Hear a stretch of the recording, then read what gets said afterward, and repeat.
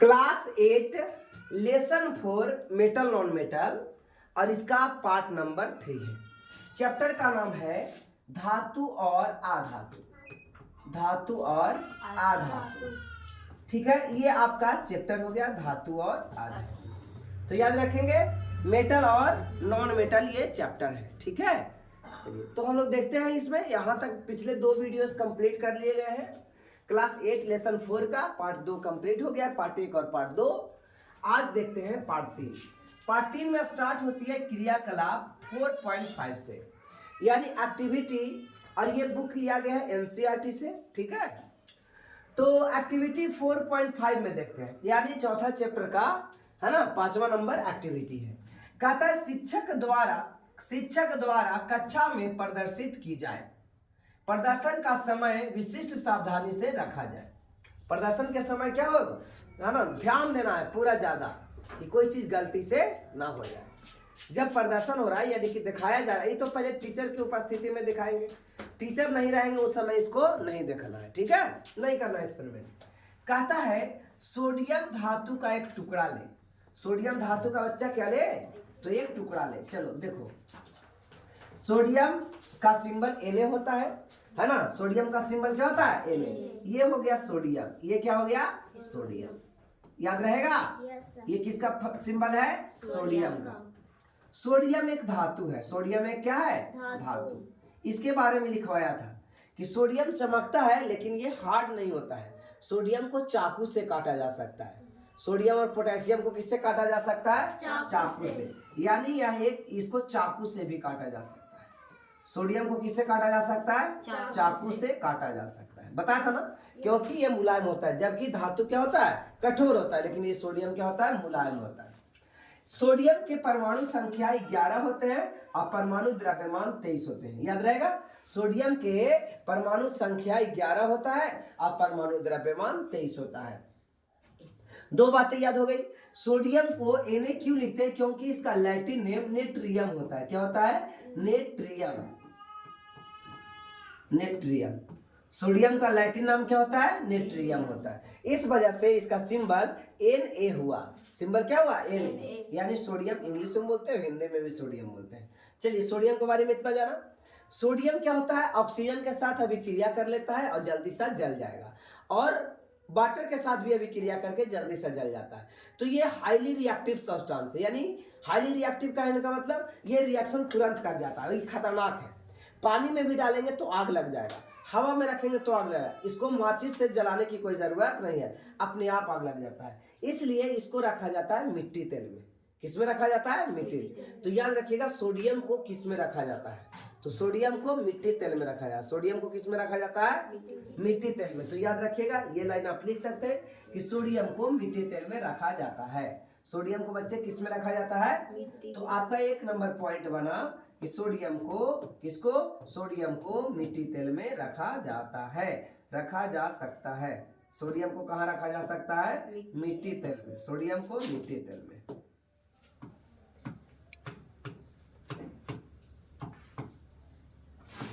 Sodium को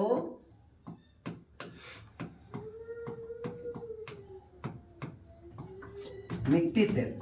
मिट्टी तेल को एक और नाम रहता है किरोसिन। क्या रहता है, किरोसिन। किरोसिन,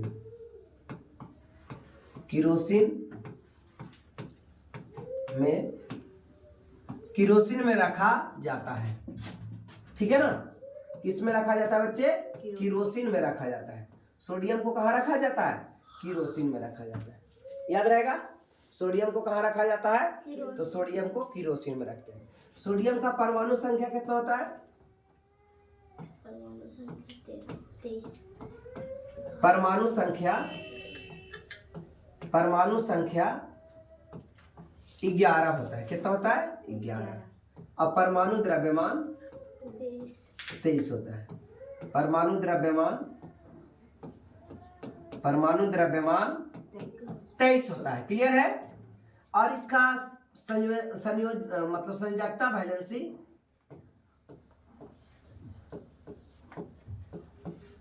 संयोजकता कितना होता है, 1 होता है, +1।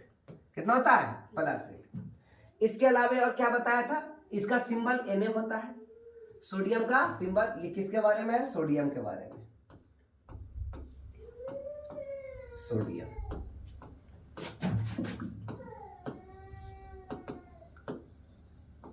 सिंबल क्या होता है? संकेत Na। इसका संकेत क्या होता है? Na। ठीक है ना? इसका लैटिन नेम क्या होता है सोडियम का? लैटिनम नेट्रियम होता है। क्या होता है? नेट्रियम। सोडियम का लैटिन नेम नेट्रियम होता है ना? सोडियम हाईली रिएक्टिव सब्सटेंस है ना? सोडियम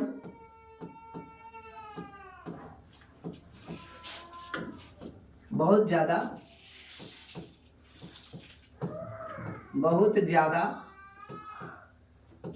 क्रियाशील धातु है।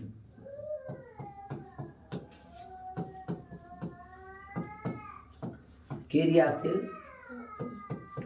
धातु है ना? सोडियम बहुत ज्यादा क्रियाशील धातु है। ठीक है, इसलिए क्या करता है? आग लगा देता है ये। ठीक है, सोडियम के बारे में इतना आपने देखा। ठीक है बच्चे, नोट कर लिया होगा। आइए आगे देखते हैं। तो इस प्रकार से, और इसको सोडियम को तो चाकू से भी काटा जाता है ना? ये लाइन भी लिख देते हैं। सोडियम को किससे काटा जाता है?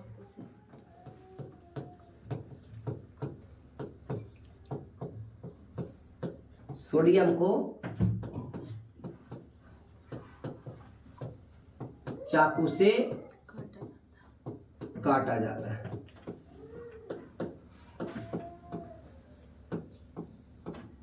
सोडियम को किससे काटा जाता है? चाकू से, क्योंकि ये कठोर नहीं होता है, मुलायम होता है। सोडियम कैसा होता है? मुलायम होता है। गेट लगा के आप तो गेट खोल के चल गए, पानी पी। सोडियम कैसा होता है? मुलायम होता है।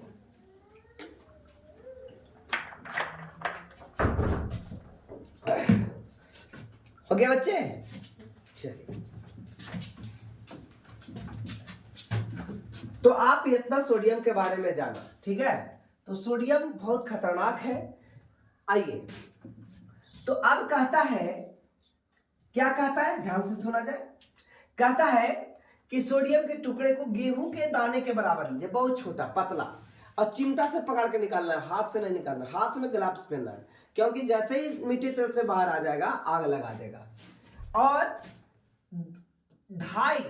2.5 मतलब 250 ml मिलीलीटर का बीकर या कांच का गिलास लीजिए, या तो बीकर ले लीजिए या फिर गिलास लीजिए, है ना? इतना ml का। इसमें आधा जल भर दीजिए, पूरा जल नहीं भरना है, आधा जल। अब सावधानी पूर्वक छोटा सोडियम धातु का टुकड़ा काट लीजिए। किससे? सोडियम बड़का रहेगा तो चम्मच से, चाकू से कट जाएगा। फिल्टर पत्र का उपयोग कर इसे सुखा ले, कुछ देर सुखा ले, और इसके रुई से छोटे टुकड़े को लपेट लीजिए, और रुई में लपेटे सोडियम के टुकड़े को बीकर में डाल दीजिए। उसमें किस में डाल देना है? बीकर में डालना है। सावधानी पूर्वक परीक्षण कीजिए। परीक्षण लेते समय बीकर से दूर रहे। जब परीक्षण हो रहा है तो बीकर से क्या होना है? दूर। कारण क्या है? ये फट सकता है। ये क्या हो सकता है बच्चे? फट सकता है।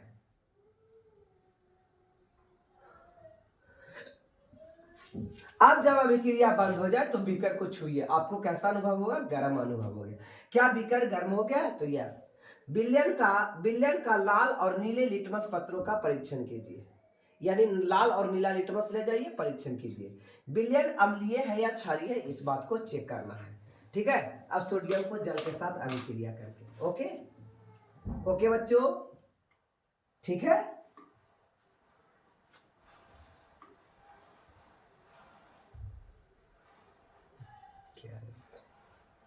आइए, तो आपने क्या देखा?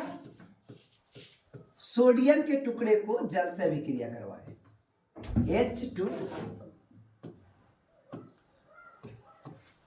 ठीक है, किसके साथ? H2O के साथ। तो क्या बनता है? सोडियम हाइड्रोक्साइड बनेगा, NaOH। इसको बैलेंस करो बच्चा। तो बैलेंस करने के लिए आप 2 लगाओगे, हाइड्रोजन 2 हो गया ना, और ऑक्सीजन भी 2 हो गया। तब यहाँ पे ऑक्सीजन का है, एक है, यहाँ 2 लगाना होगा। कितना लगाना होगा? 2। तो ये तो गड़बड़ हो गया, यहाँ पे तो अब 4 लगाना पड़ेगा। क्या लगाना पड़ेगा? 4। अब ऑक्सीजन का है, ऑक्सीजन 4 हो गया, हाइड्रोजन 2 हो गया। ठीक है ना?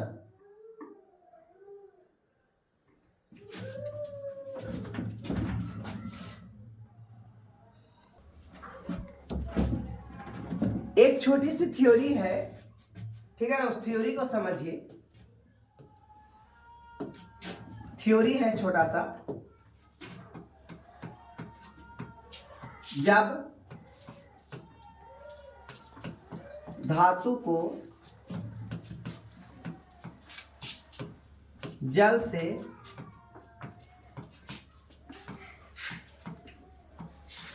अभिक्रिया कराई जाए, जब धातु को जल से अभिक्रिया कराई जाए तो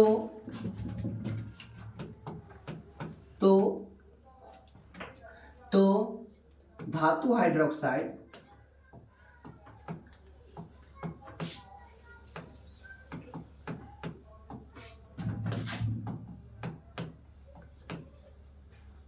हाइड्रोक्साइड और हाइड्रोजन गैस बनेगा।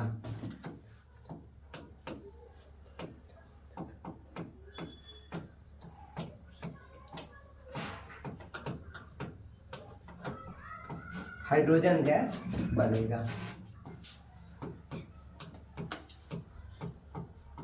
क्या बनेगा बच्चे? हाइड्रोजन गैस बनेगा। ठीक है?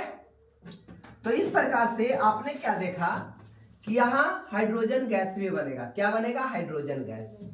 ठीक है? सोडियम हाइड्रोक्साइड धातु हाइड्रोक्साइड बन गया और हाइड्रोजन गैस बन गया। ठीक है? अब बैलेंस करो, यहाँ पे ऑक्सीजन एक है, हाइड्रोजन यहाँ 3 है, इधर 2 है, तो इधर यहाँ 2 लगा दिए तो ये 4 हो गया, यहाँ भी 2 लगा दीजिए, ऑक्सीजन 4 हो गया। सोडियम यहाँ पे 2 हो गया, यहाँ पे सोडियम लगा दो 2 हो गया। तो ये आपको रिएक्शन मिला। क्या मिला? कि सोडियम हाइड्रोक्साइड बनेगा और क्या बनेगा? हाइड्रोजन गैस बनेगा। सोडियम हाइड्रोक्साइड बनेगा और क्या बनेगा बच्चे? Hydrogen gas. और ये सोडियम हाइड्रोक्साइड क्या है बताइए? तो सोडियम हाइड्रोक्साइड एक क्षार है। क्या ये? क्षारक है। क्षारक यानी बेस। ये क्या है बच्चे? बेस है। तो बेस में क्या होता है? कोड क्या था? छोलनी। कोड क्या था? छोलनी। छा से क्षार में, किसमें? क्षार में लाल लिटमस। कौन सा लिटमस? लाल लिटमस कैसा हो जाता है? नीला हो जाता है ना? लाल लिटमस कैसा हो जाएगा? नीला हो जाएगा। तो हम लोग कहेंगे क्षार में लाल लिटमस पत्र, लाल लिटमस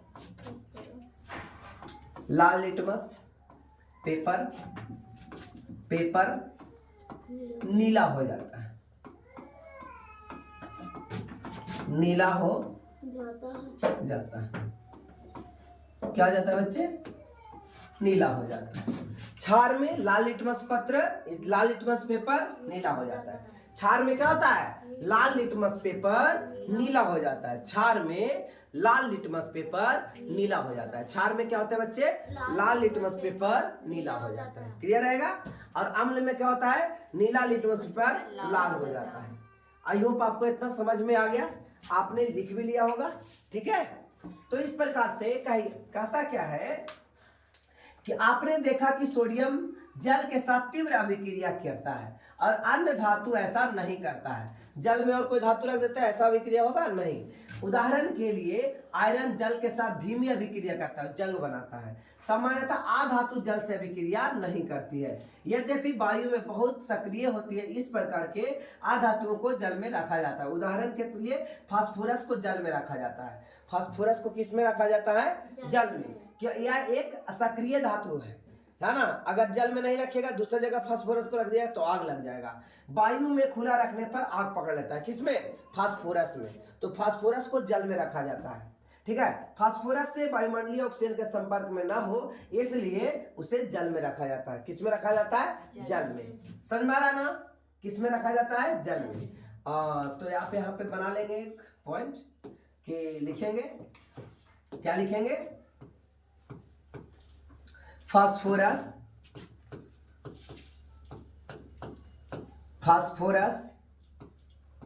को जल में रखा जाता है, जल में रखा जाता है। और सोडियम को मिट्टी तेल में, और फास्फोरस को बच्चे जल में रखा जाता है। फास्फोरस का सिंबल पी होता है। क्या होता है? पी। ठीक है ना। इसका परमाणु संख्या 15 होता है और परमाणु द्रव्यमान 31 होता है। याद रखिएगा, इसको बोलते हैं परमाणु द्रव्यमान। परमाणु द्रव्यमान। और नीचे वाले को बोलते हैं परमाणु संख्या। परमाणु संख्या क्या बोलते हैं? परमाणु संख्या। और पी इसका क्या है? संकेत। संकेत। इसका वैलेंसी क्या होता है? वैलेंसी यानी संयोजकता।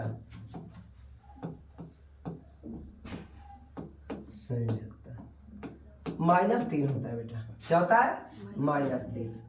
ठीक है। तो फास्फोरस को कहाँ रखा जाता है? फास्फोरस को जल में रखा जाता है। फास्फोरस को कहाँ रखा जाता है?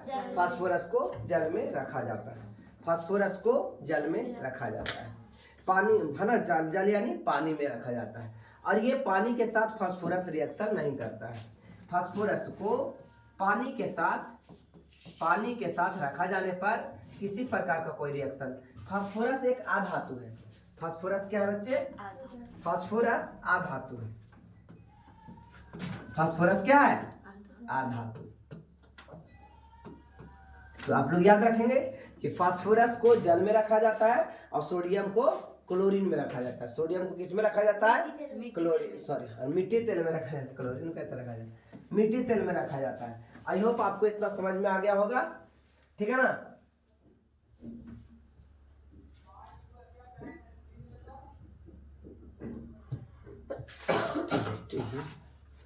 क्या दिखा रहा है?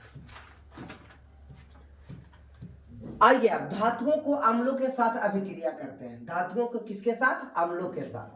धातु को किसके साथ अभिक्रिया करेंगे बच्चे? तो धातुओं को अम्ल के साथ अभिक्रिया कराएंगे। ठीक है ना।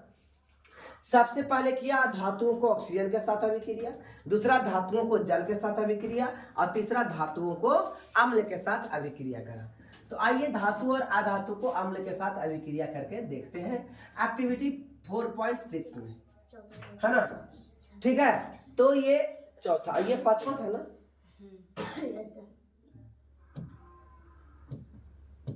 आइए इस प्रकार से सावधानी पहले बरतना है। क्या सावधानी है? परखनली के मुंह को अपने चेहरे से दूर रखिए। परखनली पकड़ने के लिए परखनली होल्डर का इस्तेमाल करेंगे, चुट्टा का इस्तेमाल, इससे पकड़ने वाला एक चुट्टा का इस्तेमाल करेंगे। ठीक है। अब एक्टिविटी 4.5 में सूचीबद्ध धातुओं और अधातुओं के, है ना, सूचीबद्ध धातुओं और अधातुओं के नमूने को पृथक परखनली में रखिए। पृथक मतलब क्या होता है बच्चे? लिख लो। पृथक मतलब क्या होता है? पृथक मतलब अलग, अलग अलग। पृथक मतलब अलग अलग। पृथक मतलब अलग अलग, सेपरेट।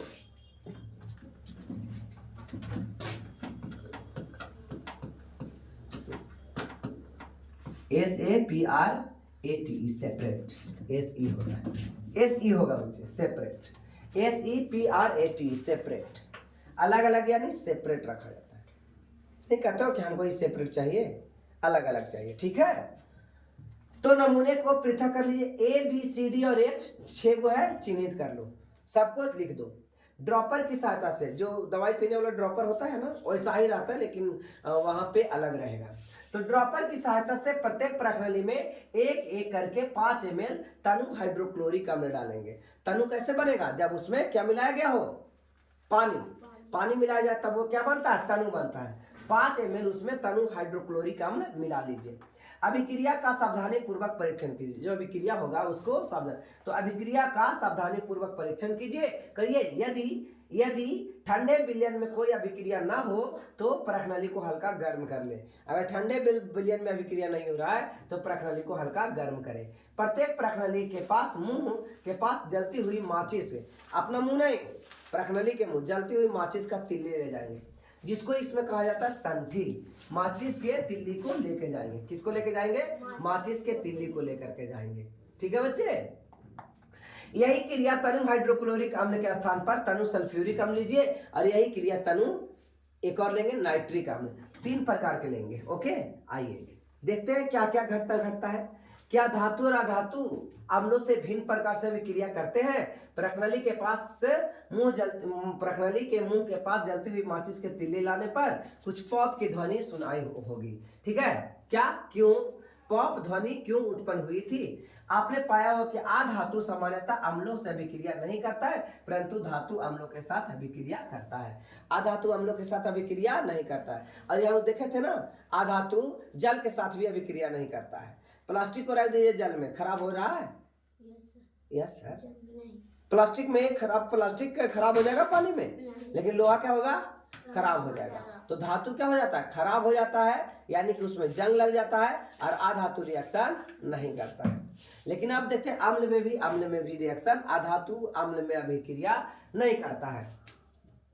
कह रहा है हाइड्रोजन, परंतु धातु अम्लों से अभिक्रिया करते हैं और हाइड्रोजन गैस उत्पन्न करते हैं। क्या उत्पन्न करते हैं बच्चे? हाइड्रोजन गैस उत्पन्न करते हैं, जो पॉप ध्वनि के साथ जलती है। कैसे जलती है? पॉप ध्वनि के साथ। पॉप करेगी, फड़क से फूटेगा, जलेगा। आपने देखा कि कॉपर तनु हाइड्रोक्लोरिक अम्ल से गर्म करने पर भी अभिक्रिया नहीं करता, परंतु सल्फ्यूरिक अम्ल से अभिक्रिया कर लेता है। कौन नहीं अभिक्रिया करता है? आपने कॉपर नहीं गर्म करने पर, क्योंकि कॉपर अभिक्रिया बहुत कम करता है। ठीक है, और परंतु यह सल्फ्यूरिक अम्ल से अभिक्रिया कर लेता है। आइए अब बनाते हैं एक बार फिर से डायग्राम। टॉपिक क्या था बच्चा? टॉपिक था धातु, लिखे, धातु को अम्ल के साथ अभिक्रिया। धातु को अम्ल के साथ अभिक्रिया। किसके साथ अभिक्रिया बच्चा? अम्ल के साथ अभिक्रिया। धातु को अम्ल के साथ अभिक्रिया। तो कोई एक धातु ले लो आयरन। आयरन में क्या मिलाएंगे? अम्ल, यानी HCl। क्या मिलाएंगे बच्चे? HCl। तो कहा कि हाइड्रोजन गैस मिलेगा। क्या बनेगा? Hydrogen gas. और क्या बनेगा? FeCl2 बनेगा। ठीक है, FeCl2 बनेगा। चलो इस रिएक्शन को पहले आप बैलेंस कर लो। इस रिएक्शन को बैलेंस करने के लिए क्लोरीन यहाँ 2 गो है, तो यहाँ भी आपको 2 लगाना होगा, है ना। हाइड्रोजन का वो इधर 2, तो इधर भी हाइड्रोजन, तो 2 हो गया, यानी ये रिएक्शन बैलेंस हो गया। और लीजिए, आयरन को तनु हाइड्रोक्लोरिक एसिड के साथ अभिक्रिया कराइए। सल्फ्यूरिक एसिड H2SO4 इसके साथ अभिक्रिया कराइए, तो क्या मिलेगा? ये FeSO4 फेरस सल्फेट मिलेगा, FeSO4 फेरस सल्फेट मिलेगा, और हाइड्रोजन गैस भी विस्थापित होगा, हाइड्रोजन गैस निकलेगा। गैस का सिंबल इस प्रकार से होता है बच्चे। ठीक है, समझ में आ रहा है क्या मिलता है? अब इसको बैलेंस करेंगे। सल्फर यहाँ ऑक्सीजन 4 है, यहाँ भी 4 है, हाइड्रोजन 2, यहाँ भी 2 है, यानी ये बैलेंस है। एक और लेते हैं बेटा, एक और लो। क्या? ये आयरन को नाइट्रिक एसिड के साथ अभिक्रिया करा, HNO3, ये नाइट्रिक एसिड का फार्मूला है। तनु नाइट्रिक एसिड के साथ अभिक्रिया कराएंगे तो FeNO3 होल ट्वाइस होगा। ठीक है बच्चे, और हाइड्रोजन गैस रिलीज होगा। क्या रिलीज होगा? हाइड्रोजन गैस निकलेगा। अब आपको यहाँ पे ये सीखने को मिल रहा है, क्या है? पहले ये बैलेंस कर लो। 3 दूना 6, यहाँ 3 लगा हुआ है, यहाँ 2 लगा हुआ है, तो 3 दूना 6 ऑक्सीजन। तो यहाँ पे कितना लगाना होगा बेटा? 2। तो यहाँ पे आपको लगाना होगा 2। क्या लगाना होगा? 2 लगा दिए, बैलेंस हो गया क्या? हाइड्रोजन 2 हो गया, देखिए इधर भी हाइड्रोजन 2, यहाँ भी 2, यहाँ पे नाइट्रोजन 2, यहाँ भी नाइट्रोजन 2, ऑक्सीजन यहाँ 6 और यहाँ भी ऑक्सीजन 6, तो ये बैलेंस हो गया। ये क्या था बच्चा, ये क्या था बताइए? हाइड्रो हाइड्रोक्लोरिक अम्ल।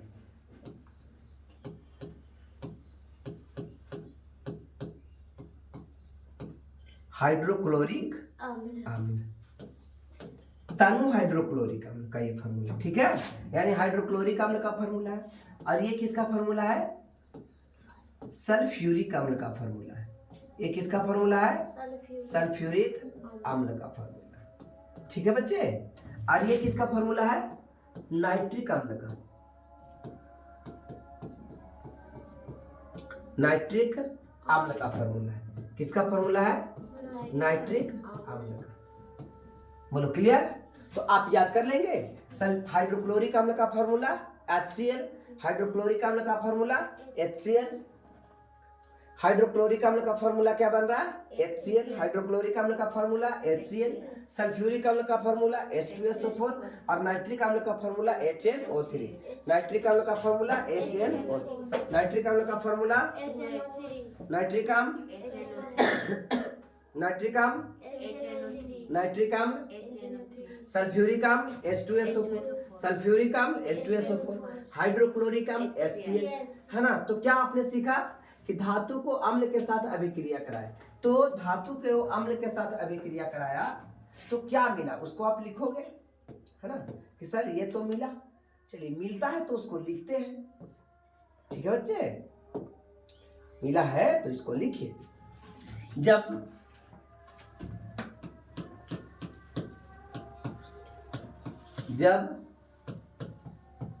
धातु को अम्ल के साथ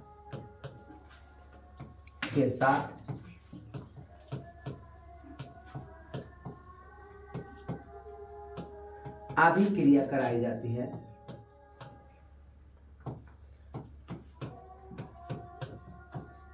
अभिक्रिया कराई जाती है तो अभिक्रिया कराई जाती है तो क्या बनता है?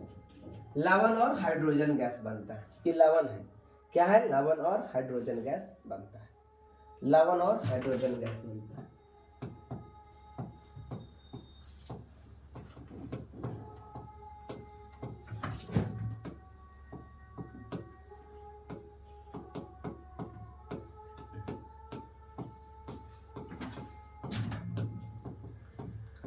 लवण और हाइड्रोजन गैस क्या बनता है बच्चे?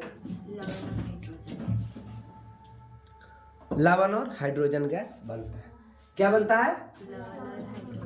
हर तो याद रखिएगा, जब धातु को अम्ल के साथ अभिक्रिया कराई जाती है तो लवण और हाइड्रोजन गैस बनता है, ठीक है। तो आपने यहां तक के अभी देखा कि इस प्रकार से अम्ल के साथ अभिक्रिया कराया गया, ठीक है।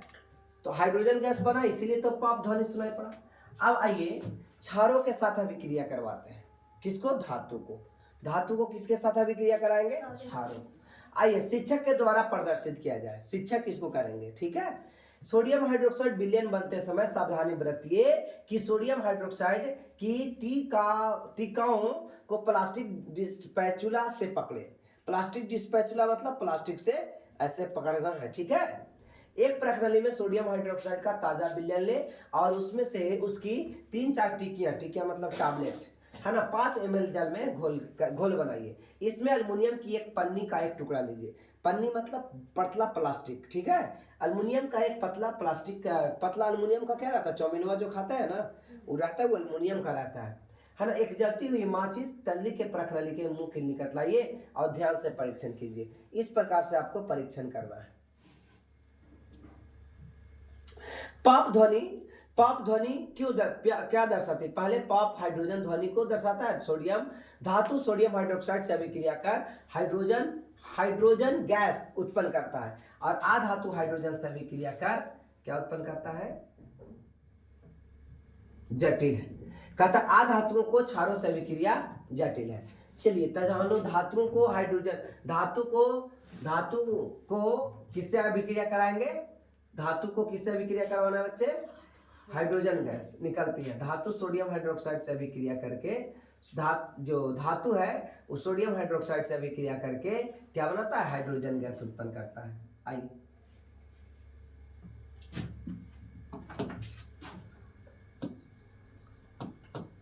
धातु को क्षार के साथ अभिक्रिया, किसके साथ अभिक्रिया बच्चे? क्षार के साथ अभिक्रिया।